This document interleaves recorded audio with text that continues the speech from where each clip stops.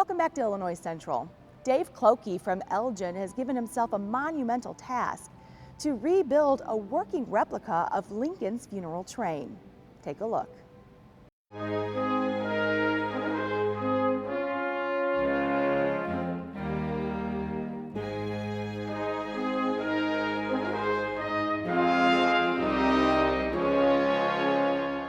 Today we are in the shop of Kloke Construction on Spalding Road in Elgin, Illinois. Mr. Kloke has built a Leviathan 63 steam locomotive.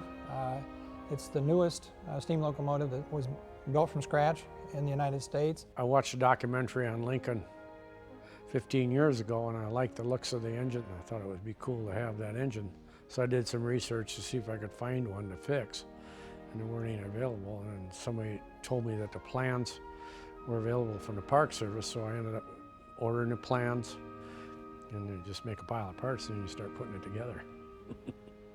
And with building this locomotive, then it was just another leap to go to the funeral car and a funeral train, so that we can bring this educational experience to people all over the country. The original funeral train pulled out of Washington, D.C.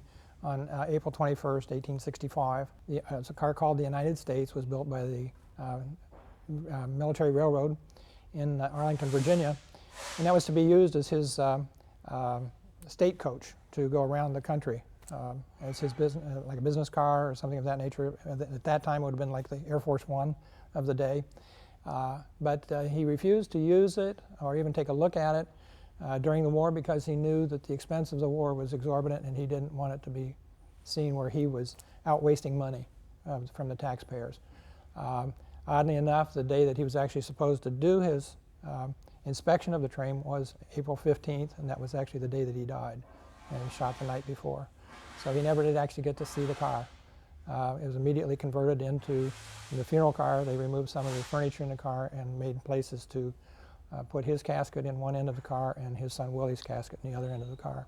We also have communications with the Funeral Coalition in Springfield for our train to come into Springfield on May 2nd of 2015. And that's our second goal, that we want to be in Springfield, Illinois on May 2nd and 3rd of 2015 with the funeral train.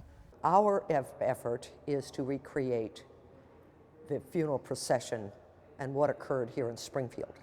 We will begin here at the Amtrak station, which is where Lincoln's body came in, and then we will finish at Oak Ridge Cemetery with the ceremony, with the singing, with the oration. They will be bringing the train from Chicago. Then they will come to this station, stop, and we will then retrieve the replica coffin from them, place it in a hearse, and begin the second phase of this celebration. It is a commemoration. This is a remarkable thing. It really is.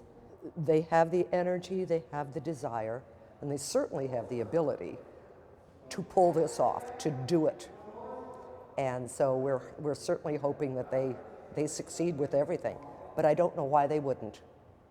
Dave is a very interesting individual, very dedicated, master mechanic, very talented engineer, and it just blows me away that the technique and the energy that he is taking and putting into this project from the very beginning, and the knowledge that he has gained in being able to produce these items.